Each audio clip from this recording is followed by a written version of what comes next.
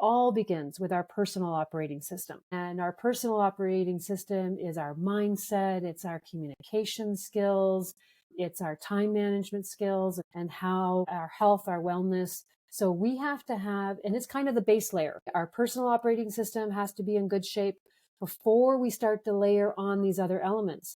Because then there's a business operating system. There's all the infrastructure and things that are involved in building a business. And then we could take it to another level that I call the executive operating system, where we don't only have to be effective as an executive and effective in the business, but as an executive, you're also grooming the next generation of leaders. So I find that, I call them operating systems that are at play. There are different skills that are relevant for each of those operating systems. Welcome to They're Not Like Us, the podcast where bold ideas and inspiring stories come to life. I'm your host, Aaron, here to challenge the norms and ignite your potential. If you're ready to level up, don't forget to subscribe and join the movement. Now, let's dive in.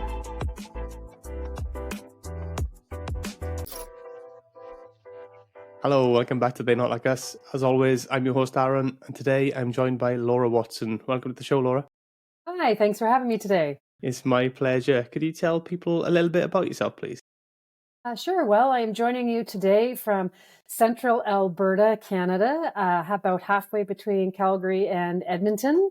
And it's a little snowy here. I drove home through a whiteout last night. So definitely glad to be here with you today. During the day, I spend my time working with small business owners and executive leaders, working on their business and leadership development, helping them be the best versions of themselves and take their life, businesses and leadership to the next level. And when I'm not in the boardroom doing that, I'm actually in the ballroom because I'm also a competitive ballroom and country dancer and just came back from Worlds in Orlando, Florida over the holidays. So I have lots of fun doing amazing things every day. Oh, that's quite interesting, actually. How did you get into ballroom dancing? Well, dancing, it came late in life for me. It's something I watched my parents do a little bit, at weddings, stuff like that when they were younger, or I was younger, and thought, oh, that's something I would just love to be able to do that. But I did not grow up with dancing. All my partners had no interest in dancing. My husband has no interest in dancing, and I got into my 40s and I just realized, if I'm going to do this, it's time to do this. So I took a few group classes, liked it, hired a coach to do some one-on-one work with, found out that I really liked it and decided that I would get into competition as a reason to get better. I learned enough that I could do some social stuff, but if I really wanted to get better, competition was the way to go. So I've been doing that probably for about 13, 14 years now. Ballroom's been amazing. And then a friend of mine asked me to join him in the country dancing, and there's some crossover there. So that's what we did. And I actually became a world champion a couple of years ago. So it's pretty cool. I love it. And it just gives me a great balance in my life between, work and having a hobby that keeps me physically fit and has introduced me to some amazing people. And I have a whole dance family that I just love. I love that. A lot of time for that. Do you travel a lot with that, Laura? I get to travel a bit. Yeah. Worlds requires us to qualify. So, and we have to do at least 2, if not more events. So fortunately, we have a qualifying event here in Alberta that I do every year. But then I have to travel for my other qualifiers. So I'm mostly in the US for now. Great cities, Nashville, Orlando, Dallas, Phoenix, Arizona. So there's tons of opportunities in the US, and that's primarily where I travel. So I get to do some really cool stuff. Yeah, sounds pretty cool, to be fair. How do you kind of balance that with your work and stuff? Is it take up a lot of time, or is it not too bad? Well, fortunately, that can be evening and weekends that the dance stuff happens. So, and I've always, built my business I've been coaching small business owners for about 20 years now. And I was doing the Zoom thing long before it was a thing. But I've also raised two children, and my husband has his own business. So my kids are now young adults, they're in their 20s, but it was always very important to me that I be a present parent as well. So I built a lifestyle business for myself where I could be working with my clients basically 9 to 5 kind of thing, and then have my evenings free to be with my kids, pursue my interests as well. So it's been a really nice, balance over the years. I love that, and I'm a big fan of that kind of business and making it fit your life as well. I think that's so important. I think, you know, a lot of people think you get into business to make lots of money. Well, actually, sometimes it's just about having a better lifestyle and being happier, and you can do that with your own business as long as it's done correctly. Well, absolutely. So many small business owners, their business is another baby. And I totally get that. And they want to put their all into it. The challenge becomes often these owners are subject matter experts. They are engineers, at least my clients, anyways. They're engineers, they're accountants, architects. They know their stuff. But now they're running a business, they're leading a small team, which takes a completely different skill set. And so, what often takes so much time from their life is learning all those additional skills and kind of tripping um, their way through it. And so, what I do with people is help them do the right things in the right order, become more effective, more efficient, so that they can get their life back and can have that balance they're seeking. Because that's why they started their business in the first place, is to create a better lifestyle for themselves. Yeah, and I think it's overlooked a lot of the time when people get into business because they think if I'm really good at something, like I have a particular skill or I can make a particular product or really good at delivering a particular service, then I'll just start my own business. But then they often fail to see all the extra work that goes into running the business and the accounts and all the administrative tasks and everything else, and the challenges of finding your own work as well, which can be more difficult. Because obviously, if you're working for somebody, the work is just presented to you, and you can just concentrate and focus on that. But Well, you and know, that was a big shift that I had to make because before coaching, my background is actually in counseling. So I have a master's in social work. I was working in the nonprofit sector, and my clients were given to me. So to break off and go into coaching, I mean, I didn't go cold turkey. I had a transition period. I still, worked in the counseling profession. I was in a nonprofit organization while I transitioned into my coaching business. But it was completely different. I had to find my own clients, as you were talking about. I had to learn how to sell. And I had to, the most important thing in that regard is I had to deal with my limiting beliefs and my head game in regards to selling, because I had some real roadblocks around selling was slimy and I had to convince people. And unfortunately, my coach training just said, well, give free sessions to everybody and they'll automatically see the value and they'll automatically sign up. And that didn't happen.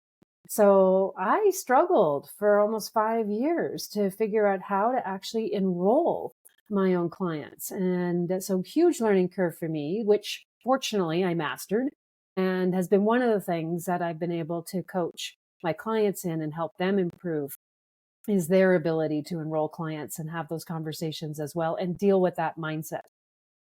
yeah, I've got that same aversion, I think, and I don't know where it comes from actually, but where we just think selling is dirty, it's wrong, it's Mm-hmm. but when it's done well, you don't feel that. You don't feel like you've been, sold to essentially. You just feel like somebody's kind of walked you through the process of getting something you already want.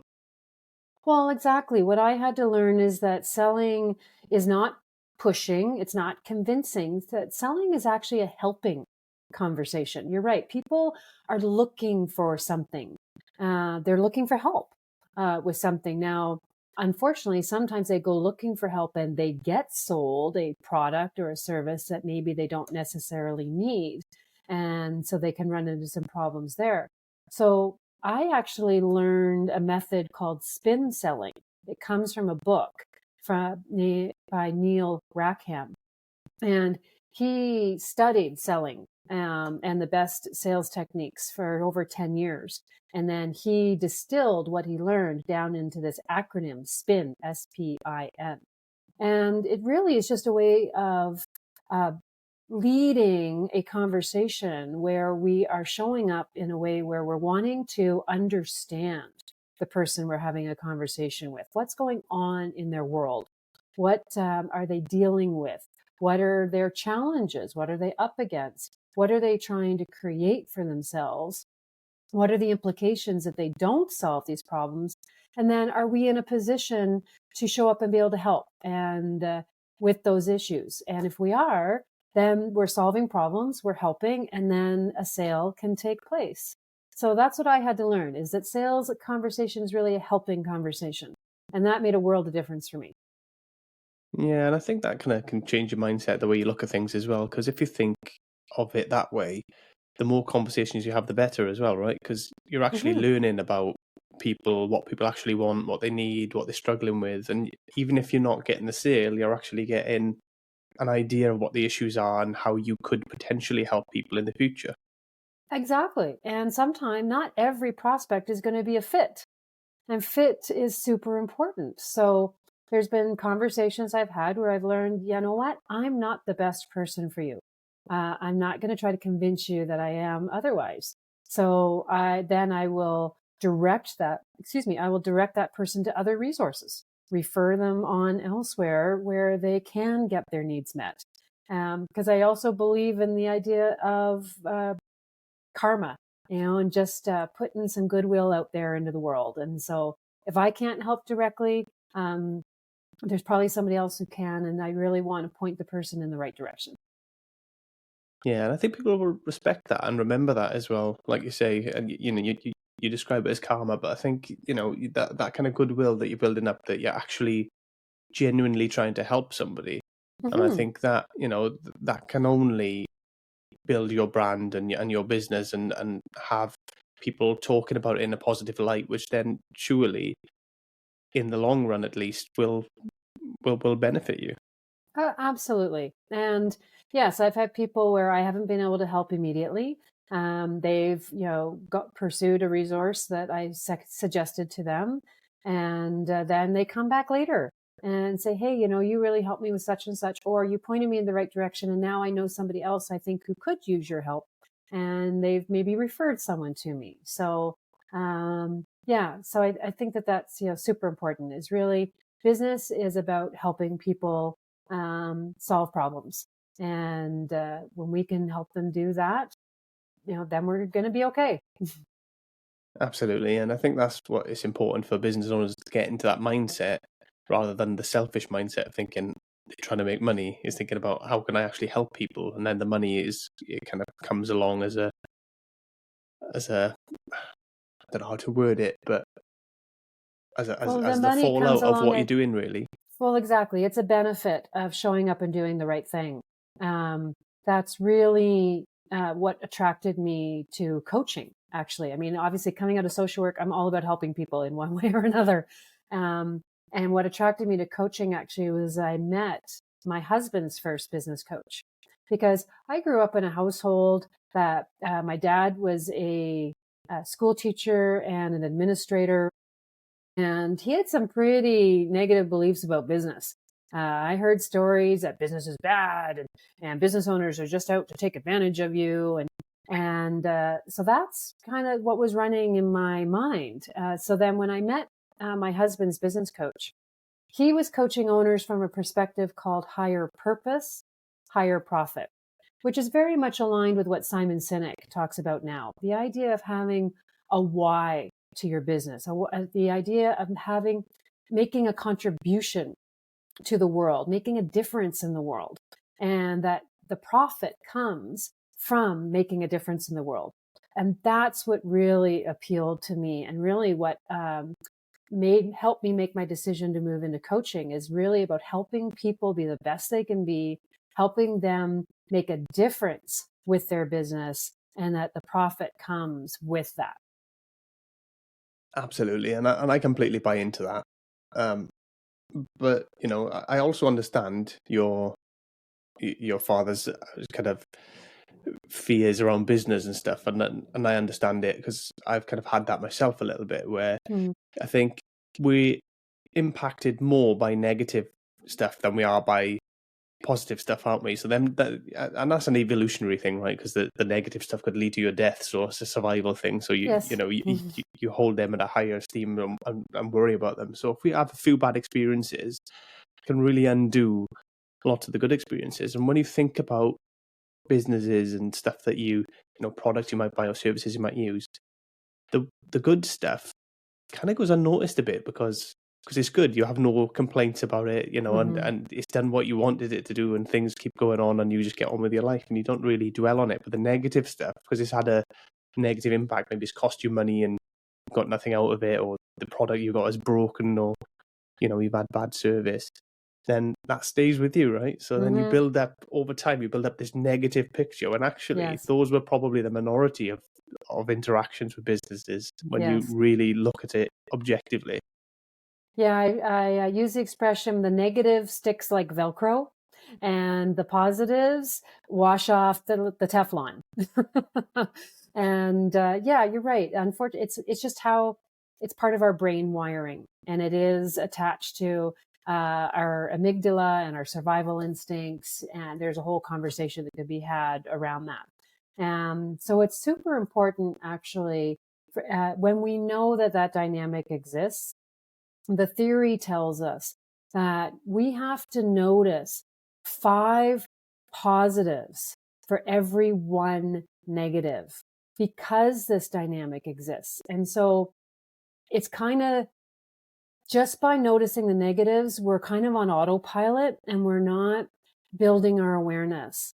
So if we want to change that dynamic for ourselves, we have to do it on purpose, because otherwise it's not going to happen by accident. And so really noticing what does work and what the positive experiences have been can have a huge impact, and literally rewire our brain. So super important that we be mindful of that. Yeah, it's so true, and I've spoke about this on the podcast before, but I stopped watching the news in 2016 for that Mm. very reason, because the news, if you watch it, there's so much negative on there. I think the majority is negative. They might have like one good news piece in the whole show, tops, but you're getting so much negativity pushed into you, that you're absorbing, and it's from, a trusted source, I suppose, because it's on TV and whatever else. And it was making me depressed. Mm-hmm. So I had to stop watching it. And when I stopped watching it, my life turned around almost instantly, because I wasn't having that constant feed of negativity being pushed into my brain and having to kind of process and overcome that. Well, exactly. And all that negativity just serves to reinforce our negativity bias. We already have that bias there. So I'm with you about the news. It's there to attract attention. The news outlets obviously want you to watch, and what people get, they tend to watch the train wreck, versus something positive going on. So we have to be very careful. We have to take care of what we feed our brain and our mind, just like we're careful about what we feed our bodies. I remember a number of years ago, actually, the Calgary Herald, our local newspaper, they made a shift where they had a section of the paper called the good news. And the paper was pretty thick. And the good news section was 1 page of the whole newspaper. And unfortunately, the good news section didn't last for very long. They ended up removing it and going back to their usual model. So unfortunately, I mean, we're predispositioned, we're pre-wired to be more sensitive and actually look for those threats and the bad news, knowing that we have to be super careful about what we feed our brain. Yeah, and like I say, you can't blame the newspapers and the news really, because unfortunately, it's what sells, right? So it's what people obviously are drawn to consuming. But Yes. I'd rather I'd rather some positive stuff, to be honest. Yes, And like you say, absolutely. but when it comes to the balance, and I'm not sure where I've seen it before, but you mentioned it earlier, that 5 positive interactions to 1 negative interactions. But I've seen that somewhere before myself. I think it's from a study or something, isn't it? Hmm. But, I look around in life in general, in workplaces, and we're not getting that. You have to We're actively search for that.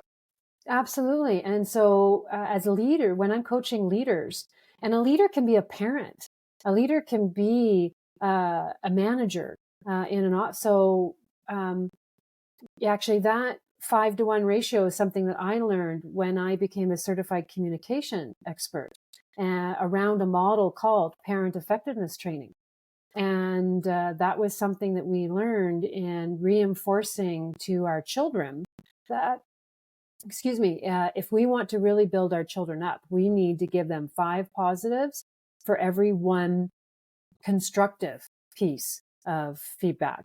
And so the same for managers in the workplace. If they really want to build their team members and get the best out of their team, one of the things that they can do is notice what's working, what's going well, and give positive feedback to their direct reports at a ratio of like 5-to-1 for the constructive criticism or feedback.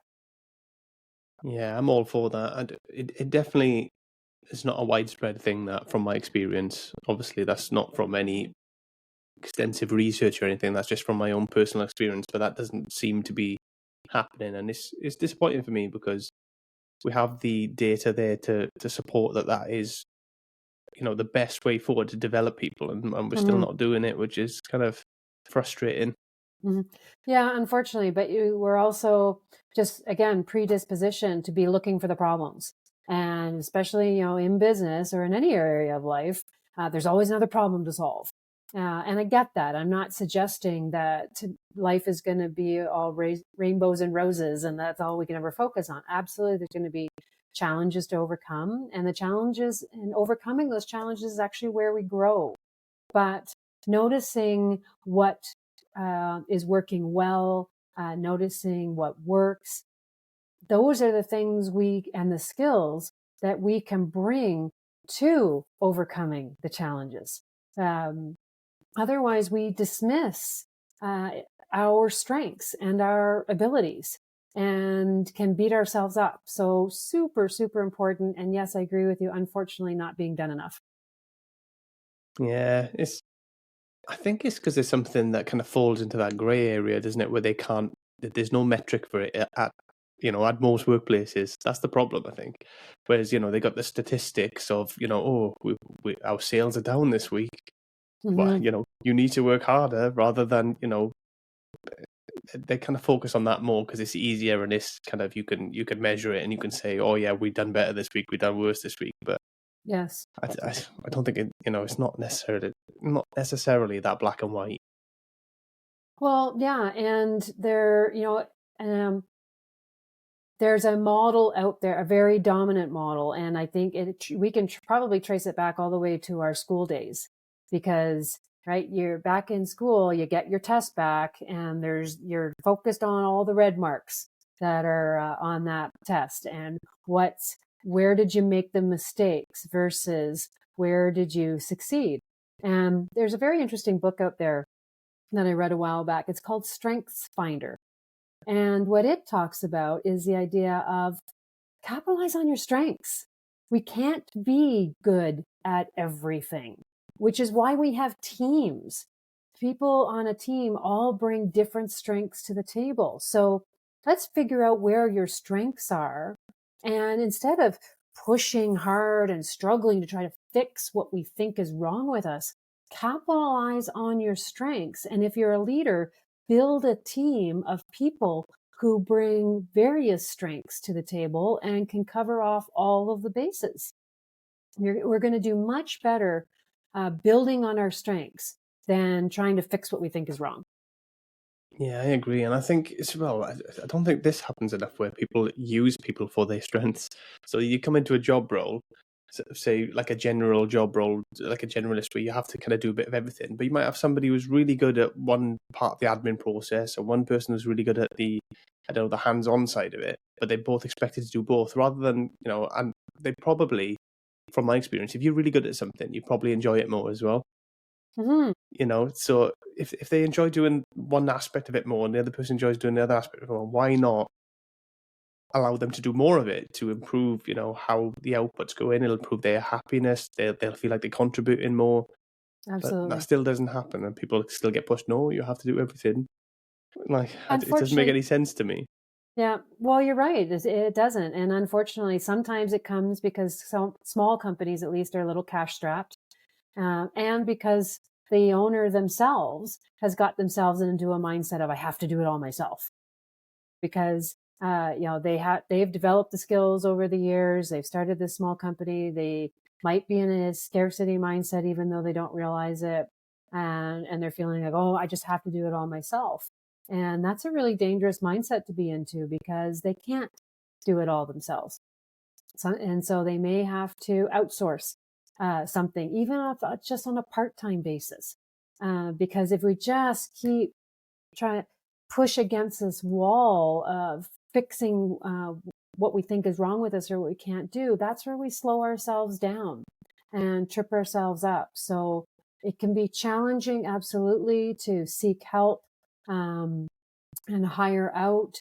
We think we can't afford it. I did the same thing in my early years. Bookkeeping, not my thing. But I don't have a huge amount of bookkeeping to do in a coaching business, but there is some. And I struggled to try to keep my books up to date, and I didn't like it, didn't want to do it, only did it every quarter when my taxes were due. And finally, it's like, enough. I hired someone on a part-time basis, and she does a way better job. She actually loves it, which is like, good, thank goodness, because I don't. And she's good at it. And it made a world of difference. Then I was able to put my energies where I can be most effective and actually more profitable. And she gets done the stuff that is a nightmare for me. So absolutely worth the investment. Yeah, I think with small business owners, from my experience as well, they just want to control everything as well, because it's their baby, isn't it? So that relinquishing that control and allowing somebody else to kind of have the reins with something seems to be a real difficult transition. Do you find that with your clients? Oh, absolutely. I've got a client. We are right in the middle of that right now. Fortunately, he is starting to let go. He is brilliant. He's an engineer. He's brilliant at what he does. Um, but but he's not focused. And so he was ignoring emails and not getting to proposals on time. And where his strength is he understands engineering. He's a great mentor to his team. There were so many other pieces that were holding the business back. So he hired a woman originally for sales and marketing. And over the past year, I just met with her yesterday. Over the past year, her position is actually completely transformed, because in the conversations I've had with him and I've had with her, he finally has given over all the things. It started with email. He was just so scared to give over his email, but he wasn't responding, and his clients were getting upset and angry, and he was losing clients because he wasn't responsive. So the first thing, he actually went on holidays. And while he was on holidays, he handed over his email. And so the assistant that he had hired started responding to all the email in a timely manner, responding to customers and clients, and which made the customers and clients happy, and was his first taste of realizing he could hand something over and it would be okay. So that has grown over the past 6 months to now and his assistant is sort of overwhelmed, and I'm working with her to manage that, because he's handed over a lot. But that's exactly what he needed to do. And because he's done it now, the business is working better.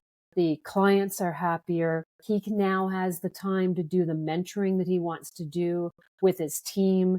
And, we're getting there. It's a process, but we're only, 6 months in, and transformation has already begun.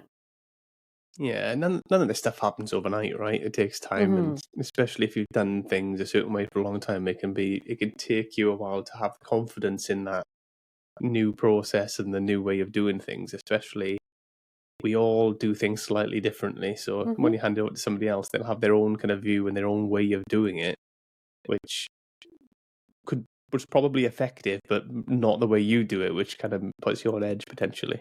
Yes, it's often not, they're not doing it the way I would do it. And it's like, well, it doesn't have to be done. What's more important, your method or the result? Right. And so we have to remember it's the result that's most important.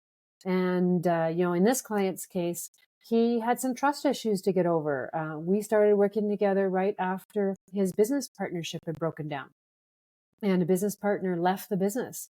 And it was not expected, and it's caught my client off guard.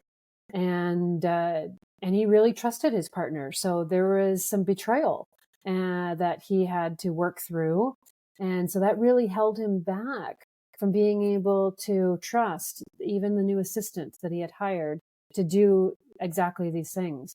So there were a lot of things that we had to work through that weren't aren't necessarily traditional business things. You don't think about trust as something that you'd have to have a conversation about and work through. But sometimes those are exactly the types of business matters that need to be addressed in order to get the leader shifted and keep the business moving forward.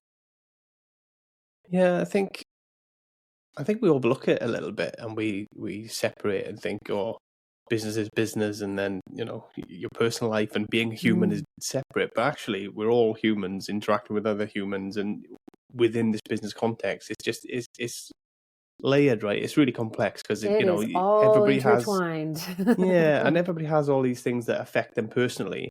And as much as we try to leave that stuff behind, we can't leave it behind completely, and it will affect our decision making and how we operate within a business as well, right? Absolutely. And feel really fortunate because that's where some of my counseling background comes in handy. So yeah, I talk to my clients about there are two sides to the business building coin. There's that business side and there's the personal side. It's entirely intertwined.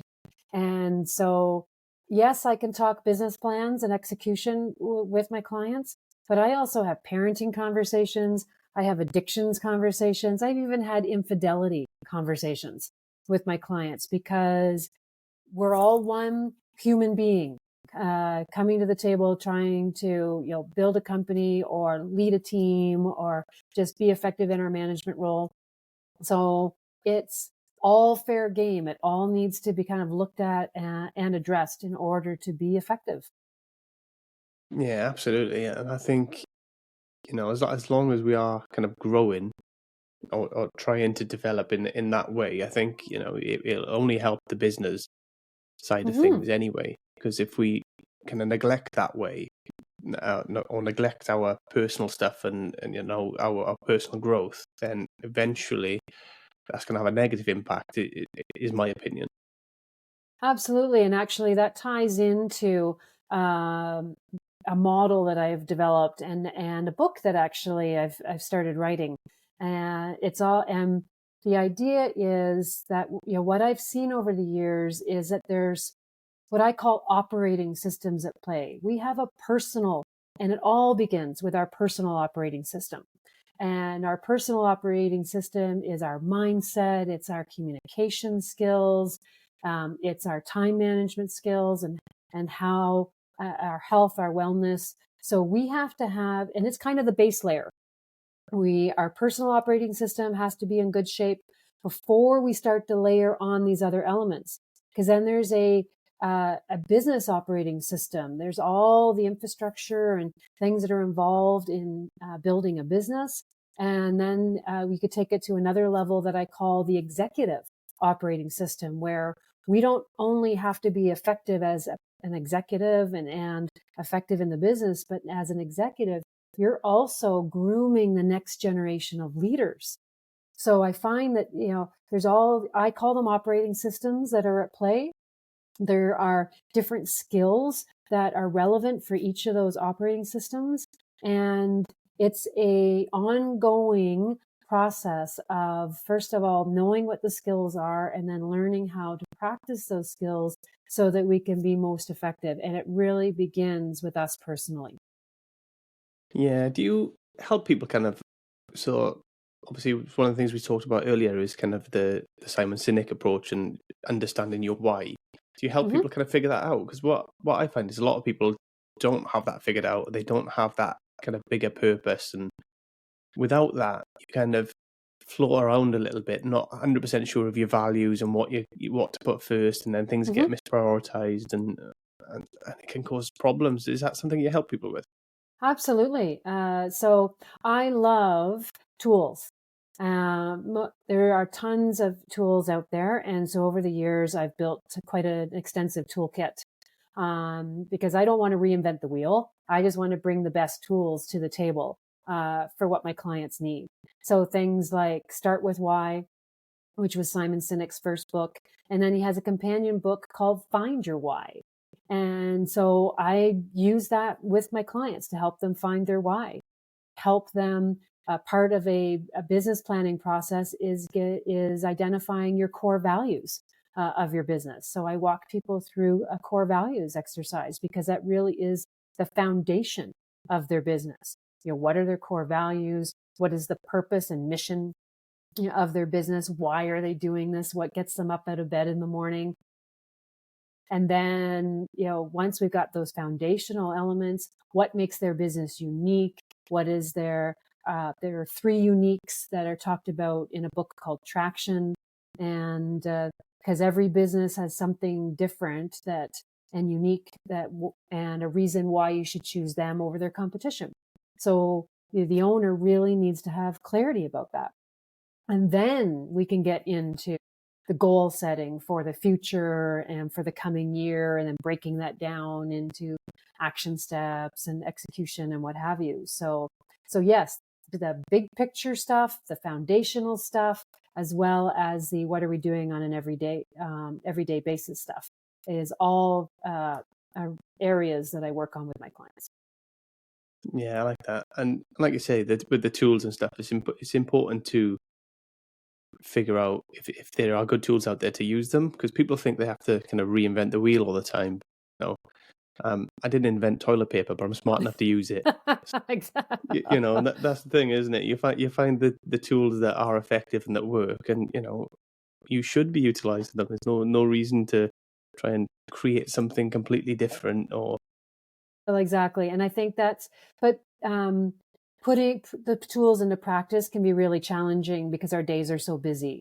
And so first finding them. And then I find that maybe we go to a workshop or we go to a retreat or we read a book and say, oh, those are some really cool ideas. Yeah, I want to do that. And then we get back to the office and the phone starts ringing, the emails start going, the complaints start happening, and we don't put those tools into practice. So that's one of the things that I get to do is, first of all, bring the tools to the table, work through them, and then be the accountability agent to actually get them into practice. Because it's in practice where the power of the tool is realized. Yeah, and it's in that consistency of practice, right? Because I've done the same thing where I've kind of found things I really liked. Oh, I'm going to do that, but then you kind of wane and you don't stick to it. So Mm-hmm. it's finding that ways, and like you say, having a coach or somebody to keep you accountable always helps. But it's finding ways as well, and discussing it with people to figure out ways to implement it into what you do day to day, really. So Mm-hmm. rather than just going full blast throwing something new in, maybe it's kind of a stepped process to get. Yes, absolutely. I often tell my clients, I'm here to make their life less stressful, not more stressful. And the idea of incorporating a new tool or do something different can feel stressful because there's already so much going on. So yes, sometimes it has to happen in small, consistent steps. But just like working out and building a muscle, small steps that consistently followed are going to make the difference versus a concerted amount of effort for a brief period of time and then it falling by the wayside. Absolutely. So yeah, progressive overload they call it with weight training and lifting, and that's kind of a good way to explain it. Really, is that you're gradually pushing yourself, out of your comfort zone, maybe a little, but just enough that you can kind of adapt to it before you then do it again, and then adapt to it before you then do it again, rather than going all in, doing way too much, and then going, that this doesn't work for me, and completely abandoning the whole thing. Yes. Yeah, it has to happen in a stepwise fashion. Yeah, as you know, like the weight training is a great example. If you can lift 100 pounds one day, you're not going to show up at the gym next day and suddenly lift 200. You've got to grow into it gradually. And sometimes that's another thing I find with goals and objectives. Sometimes we set the bar a little too high and we get a little too ambitious, and then it just kind of freaks us out. So I always want to have my clients stretching a little bit, and I'd rather have them create a goal, achieve it, and then we reset the goal sooner rather than creating a goal that totally freaks them out and then they're going to abandon it anyways. Yeah, and I suppose by doing that as well, and kind of figuring out your limits and how you're going forward as well, you kind of build that emotional intelligence a little bit as well, where you're kind of aware of, when it's a bit too much for you, or and making those minor adjustments really. And I suppose we can be bad at doing that on our own, but I suppose when you've got somebody else as well, where you can have them conversations and can kind of make you think in a different way potentially, or kind of question, why that is, then we can probably adjust and keep it on a path that's an overall upward trajectory, really. Yeah, well, and the interesting thing is the compound effect that little bits of consistent change make. If you think about making, if a 1% change in a day, that's a pretty small piece, but it's still 1%.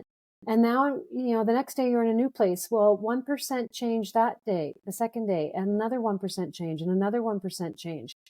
There's a compound effect that happens that, over a year, that's 356% change over the course of a year by just doing 1% per day. So it grows on itself, kind of like compound interest. So I think we have to remember that and keep that in mind. We get in this mindset, oh, I got to do a big change in order for it to matter. And we don't have to do it that way.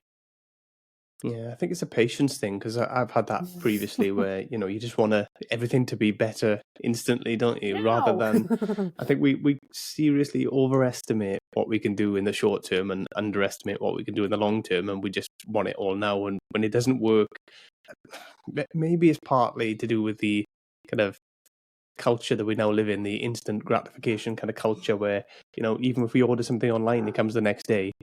Is that kind of instant gratification that we expect now, and if we don't get that, we think it's not working. We don't. Well, exactly. And I think you're exactly right. We do live in an instant everything world now. And what happens, whether it's our cell phone pinging with notifications, yes, I can order Amazon and have something the next day. And the interesting thing about instant gratification is it actually triggers dopamine. So whenever that happens, we get this little hit. And that's why it's hard sometimes to invest ourselves in something for the long term, because we don't get those hits of dopamine the same way that we do when the notification pings on our phone. And so it's not feeding our addiction, if you will, for that instant everything stuff. So that it is a challenge. And first of all, we have to know that that dynamic is at play. And then, yes, be patient with ourselves, because that's exactly what's needed. Yeah. Do you find people are like that you work with, that kind of want everything now? Yeah.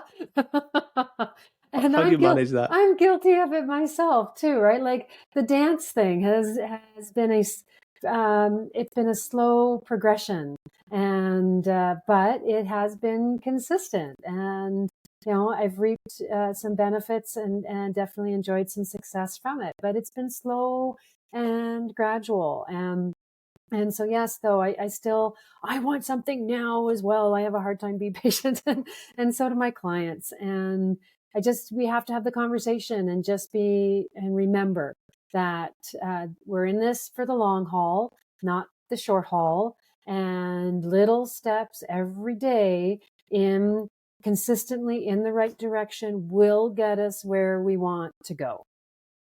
And Yeah, it's actually one of the reasons why in my sessions, I typically meet with my clients on a weekly basis. And every time I meet with them, back to that positive reinforcement thing we were talking about earlier, I have them report in on their wins. Obviously, I mean, we come to a coaching session to, deal with a challenge or whatever, but I always start off with, what are the wins this week? What have you accomplished? Because I want my clients acknowledging themselves for the progress that they are making. Because when we acknowledge our progress, then that helps us stay patient and help us realize, okay, yes, I am moving forward. I am getting where I want to go. And that can help us be patient to deal with the next issue that we have on our table. yeah, that's important. I'm not good at that. I'm always my worst enemy. I'm never progressing quick enough or getting to where I want to be quick enough. Yeah. Yeah, And there's I a don't little take thing. time to kind of appreciate how far I've come or the wins on a day to day. It's But important. So we can keep a wins journal if we want. Another exercise that I was reminded of recently, so I've restarted it myself, is a wins jar. So I've got a little jar on my desk here, and when I have a win, I write it down on a piece of paper and I fold it up and I put it in my jar. And I can see the jar filling. And at the end of the year, I'm going to empty my jar. Maybe it'll be a bucket by the end of the year. And I'm going to go through and I'm going to review all of those wins. And so just seeing the jar right now filling up is a visual reminder that I'm creating wins for myself on a daily, weekly basis. So that can be another, great little exercise. yeah, I like that. I might buy myself a beer for every win, and then I'll do that. Oh, I like that Have a one. little. I can drink and celebrate at the same time. There you go. Make it fun, right? I am all over the idea of fun. So whatever is fun for you, absolutely do that. Yeah, and we do need to find stuff and ways to make that work, because we are. Well, I say we. I'm speaking for people in general here, but I mean a lot of people I know are bad for accepting those wins and appreciating what actually we have achieved, and we all focus on the negative and what we haven't done or what we could have done or all that stuff. Oh yes, we should all over ourselves a lot. So yeah, acknowledging our wins. That 5-to-1 ratio that we talked about earlier. We can give that gift to ourselves. In addition to acknowledging others for what they're doing well, why don't we do that for ourselves? Yeah, I've always been bad at it, but I acknowledge I'm bad at it. So the way I look at it as well is, as long as I'm not putting myself into a negative spin where things are going badly, then I give myself a little bit of leeway to kind of work on that. And I know I still got a lot of work to do on it, but I give myself a little bit of leeway, because actually a little bit of drive saying I'm not done enough keeps pushing me forward as well a little. So I want to keep the balance, but yeah. Absolutely. Well, and I invite you to consider that you might have been bad at this in the past. Doesn't mean you have to be bad at this in the future, because in every moment of every day, we have an opportunity to do something different. Absolutely, and it's the choices that we make every day, right, that has that compound effect. Mm-hmm. Sure So does. yeah, that's what I'm kind of working towards anyway. I'm trying. We are all a work in progress. Absolutely. So Laura, what kind of other things do you do with your clients at the minute? Obviously, you mentioned you kind of work on them as people. You help them with kind of the business stuff, but kind of how do you do that really? How do you kind of get into that? Is it just drawing the information out of them, or do you have kind of a set kind of system that people follow or anything like that? Well, a lot of people call me and engage a coach when they're in crisis. So often they'll think, well, things are going on really smooth. I don't need anything right now, kind of thing, which to me is unfortunate. It'd be really nice to actually start working with people when things are okay, and then now let's just make the future better. But it really doesn't matter to me where we start. Often they'll call me with something has happened. And like, for example, this client we were talking about earlier, he had just lost his business partner and now everything was on his shoulders and he was kind of freaking out. He was referred to me and so I go in first of all and help and ask questions, get some clarity, what's going on right now, what seems most important right now. And so we prioritize and we'll get the immediate crisis dealt with, and whatever that is.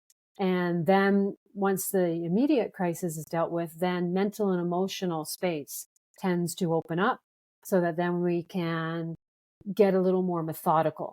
So then we'll look at, okay, so what are your goals and objectives?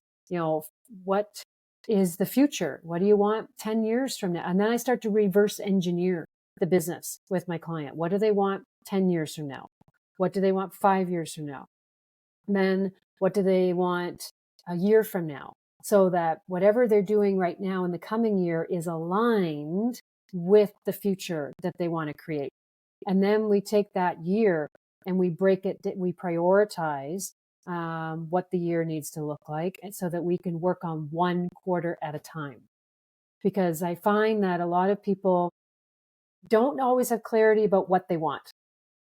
So first we have to create clarity about what. Then we have to create clarity about how and when. Because even if someone has some clarity about what they want, maybe they've written some goals down, they haven't figured out how they're going to work towards those goals. And they definitely haven't figured out when, like to the point where they don't put it in their calendar and know when they're actually going to take the action step. So I break it down with people to that granular level. We look, and I use another tool that comes from a book called The 12-Week Year. They've got a scorecard in that book that they talk about. And we take the goals for the quarter and we break them down on a weekly basis into the action. There's usually only one or two actions that need to happen this week aligned with that goal. And then we pull out the calendar and say, okay, when in this week are you going to do that action? And I'll have them book it for themselves. Okay, Monday morning from 9 to 11, I'm taking that action. It's like, great. Now we know what we're doing. Now we know how we're doing it. Now we know when we're doing it. And when my clients follow that process, then I find they meet or exceed their goals every quarter and just blow them out of the water by the end of the year. So we work on that in addition to what's happening in their leadership, what's the mindset, if they're not doing their action steps, what got in the way, what were the roadblocks, what are the blind spots that they're not seeing, so we can clear those and keep them focused and moving forward.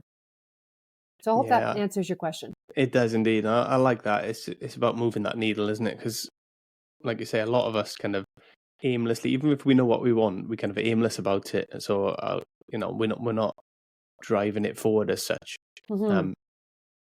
And without making, them choices and taking the right actions, then we're going to end up kind of just treading water, really, at best. Well, exactly. A year goes by and now we're back into resolutions. And that's why resolutions and goal setting doesn't stick, is because we haven't planned it out. And again, this is something that I used to wrestle with. I used to avoid plans. It's like, oh, that's too hard. Or there was all kinds of resistance I had around it. And when I finally worked through my resistance about it and got on it, it's like, oh my gosh, why did I resist this so long?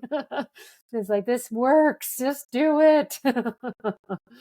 Yeah, I'm terrible for planning, but I also do accept that it works and that I'll plan a little, but I won't. Some people can be really regimented, aren't they? And they'll plan everything. They plan their entire weeks, and I can't operate that way. I don't know why, but my mind just can't cope with it. It's too much stress for me. Because I just find if something slips or something goes wrong, then it just has a knock-on effect to me. So Oh, you might have some perfectionistic tendencies going. no, I don't know about that. I don't know about that. I think it's the opposite. I think it might be some neurodiversity or something. But Oh, okay. yeah, I'm a little bit all over the place with stuff like that. But it definitely does work, and that kind of discipline of making sure things happen actually in the long run is what gives you freedom, right? Well, absolutely. And I'm not suggesting that something has to be super rigid because then, like yourself, we'll resist the rigidity. So there has to be a bit of give and take. Find, there definitely the type of approach that I'm suggesting absolutely works. And we have to find a way for it to fit with every individual so that they can adopt it and put it into practice. Otherwise, they're going to resist and it's not going to work for them. Yeah, I think the best plan's the one you'll actually do, right? Because if you can have all the best plans in the world, but if you're not actually going to do it, then it's worthless. Yeah, exactly. If people want to find out a little bit more about you, Laura, or get in touch with you, how can they do that? Ooh, well, I would love that. I love having conversations with people. So one of the best places to find me is at my website. My website is venturecoaching.ca because I'm in Canada. Lots of information there, lots free downloads. That business planning tool that I was talking about, that's even a free download on my website. So they can get lots of freebies there. I've been on other podcasts like this one. All of my podcasts are on my website as well, so they can keep listening to and watch other conversations that I've had. So that's a great place to connect with me. And I'm on LinkedIn as well. So Venture Coaching or Laura Watson, they can find me there and feel free to reach out because I'm always happy to have a conversation with someone. Thank you. Before we do kind of bring this to a close, Laura, do you have any kind of final thoughts or messages that you want to leave people with? Oh my goodness, there's probably so many. Be kind to yourself. Like we talked, at the beginning of our conversation, we talked about how we can beat ourselves up and only focus on what's not working and what's wrong with us. And all that does, because we have this story going or idea that, if we're not critical, then we won't be motivated to improve. And that's not the case. And so I would say be kind to ourselves. Notice what's working. Notice the wins and give yourself permission to feel good about yourself. Create mechanisms where you can have fun doing the things you want to do, because that's going to give you the energy that's going to give us the motivation to take on the challenges.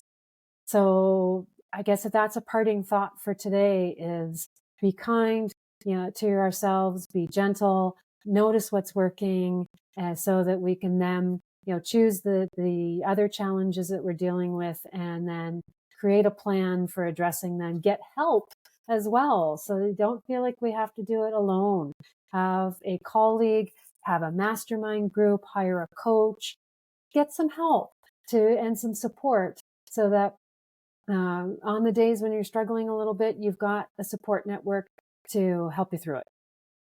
Laura, that's amazing. Thank you so much. And I'm definitely do advocate that making it a fun element as well, because, the more you enjoy something, the more you'll do it as well. And life's short, right? So we got to try and make the most of, what we're doing as well. We spend a lot of time in work or business, whatever it is we may be doing. So we want to try and enjoy it the best we can.